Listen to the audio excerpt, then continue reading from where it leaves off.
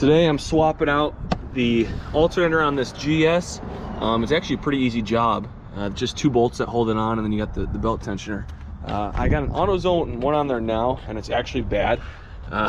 So I had a Denso one, rebuilt one come in, and this is, you know, OEM spec, so it's gonna be a much better alternator. So I know it's fairly easy to do this. To get the alternator out, I undo these 2 brackets just so I can move the radiator around and get some extra room.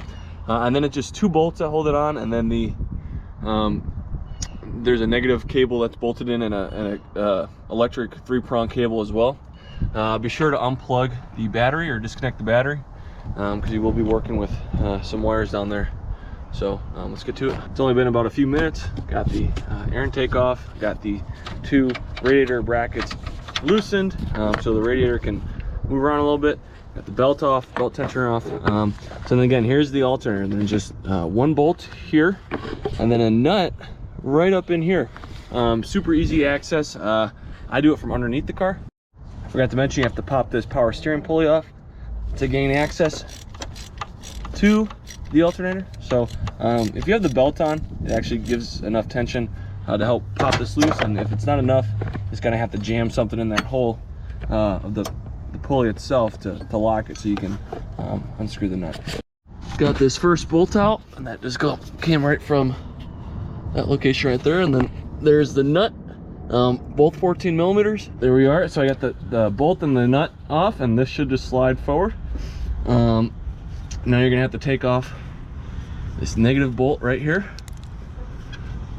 and then there's this plastic plug right here as well.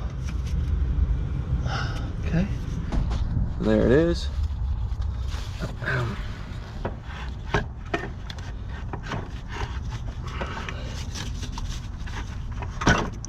There we go.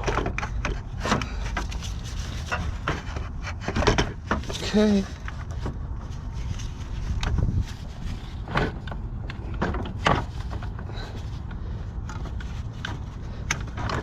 All right, so loosened it. Now I gotta go down there and catch this. All right.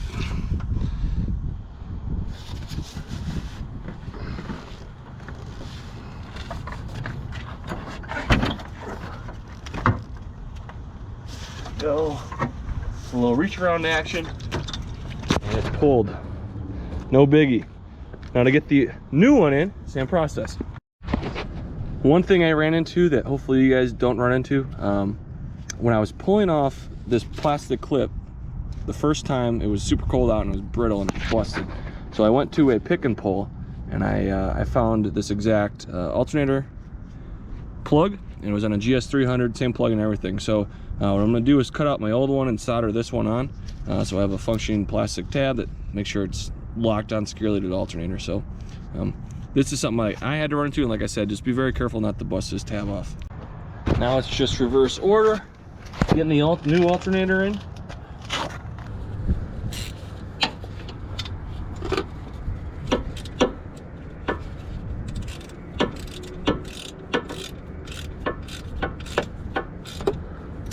Come on.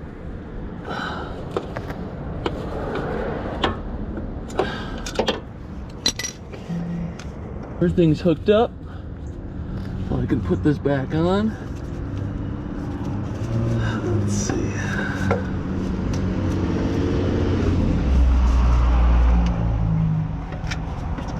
There we go.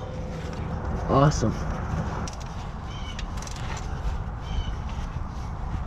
All right. That's tight.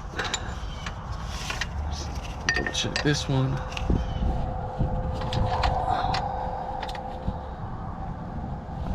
Tight.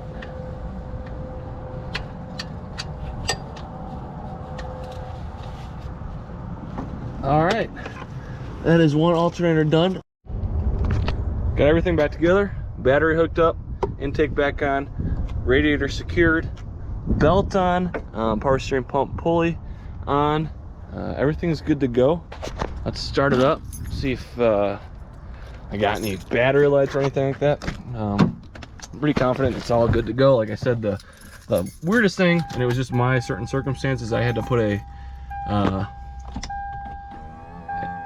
new alternator plug on that I soldered, and I don't see a battery light. The Autozone one actually had the battery light on.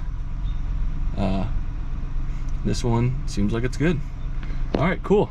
That's how you change out an alternator on a Lexus GS 400. Pretty easy.